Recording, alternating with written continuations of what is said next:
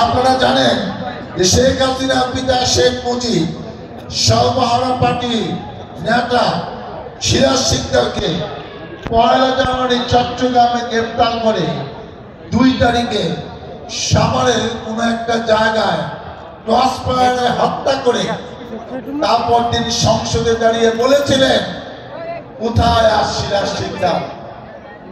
তার কন্যা শেখ হাসিনাও অহংকার নিয়ে দম্ভিকতা নিয়ে বলেছে, যত আন্দোলনই করো, যত বড় বড় কথা বলো, আমাকে ভয় দেখাও।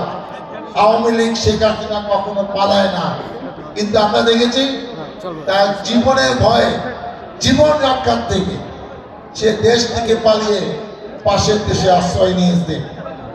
এবং আপনারা জানেন যে এই মানবতা বিরোধী ট্রাইব্যুনাল যেটা তার নিজে হাতে তৈরি করেছে বিরোধী দলকে মোকাবেলা করার জন্য, সালাউদ্দিন কাদের চৌধুরী সহ অনেককে যে ট্রাইব্যুনালে ফাঁসির রায় দিয়েছে, কার্যকর হয়েছে, সবাই ফাঁসি হয়ে গেছে, সেই ট্রাইব্যুনালে কিছুদিন আগে শেখ হাসিনাকেও ফাঁসির রায় দিয়েছে।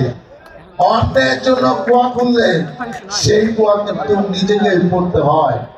আপনি দেখেন পৃথিবীর ইতিহাসে নাই একটি সরকারের পতন হলে সেই সরকারের যারা নির্বাচিত মেম্বার, চেয়ারম্যান, মেয়র, কাউন্সিলর, উপজেলা চেয়ারম্যান, এমপি, মন্ত্রী সবাই সেটা বলে।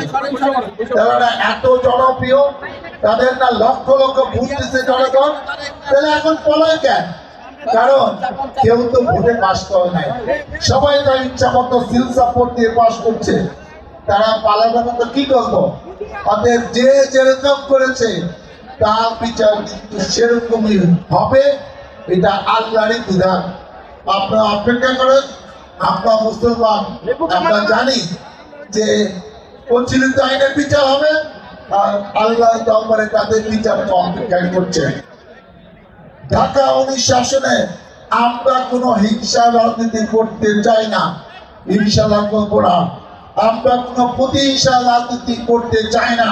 আগামী দিনে এই 19 আসন হবে ভ্রাতৃত্বে, সম্প্রীতি এবং সহ অবস্থানে।